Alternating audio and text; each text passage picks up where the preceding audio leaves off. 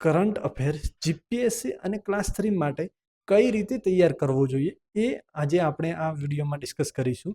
અને હું તમને જે પોઈન્ટ સમજાવું છું એના ઉપરથી તમારે જાતે નક્કી કરવાનું તમે જે એક્ઝામની તૈયારી કરી રહ્યા છો એના માટે તમારે કઈ રીતનું કરંટ અફેર તૈયાર કરવું જોઈએ. આજે આપણે જે વિડીયોમાં ડિસ્કસ કરીશું એના ઉપરથી તમને એકદમ ક્લિયર થઈ જશે. ચલો આપણે પહેલા ડિસ્કસ કરીએ કે જીપીએસસીમાં તમારે મેન્સ લખવાની હોય છે, તો એમાં જે તમારે કરંટનો મુદ્દો હોય છે એનું ફેક્ચ્યુઅલ ડેટા પ્લસ એનું બેકગ્રાઉન્ડ એ તમારે વાંચવાનું હોય છે. જ્યારે ક્લાસ 3 ની જે એમસીક્યુ વાળી એક્ઝામ હોય છે તો એમાં તમારે ફેક્ચ્યુઅલ ડેટા જ યાદ રાખવાનો હોય છે. તો તમે કોઈ પણ કરંટ અફેરની મેગઝીન વાંચતા હો અથવા તો ન્યૂઝપેપર વાંચતા હો તો ત્યાંથી તમે જ્યારે પણ કરંટ અફેરનો મુદ્દો તૈયાર કરો છો તો જીપીએસસીના સ્ટુડન્ટે એનું બેકગ્રાઉન્ડ પ્લસ એનો જે ફેક્ચ્યુઅલ ડેટા છે એ બંને યાદ રાખવાનું. જ્યારે ક્લાસ 3 ની એક્ઝામમાં જે વિદ્યાર્થીઓને મેન્સ લખવાની નથી આવતી એ લોકોએ ફેક્ચ્યુઅલ ડેટા યાદ રાખવો જોઈએ. જ્યારે જીપીએસસીમાં વાત કરીએ ત્યારે તમારે અમુક ફેક્ચ્યુઅલ ડેટા જે વર્ષે 2 વર્ષે બદલાતો રહેતો હોય છે એ તમારે નોટ્સ કરીને રાખવાનો હોય છે. તો મિત્રો, જ્યારે તમે તૈયારી કરો છો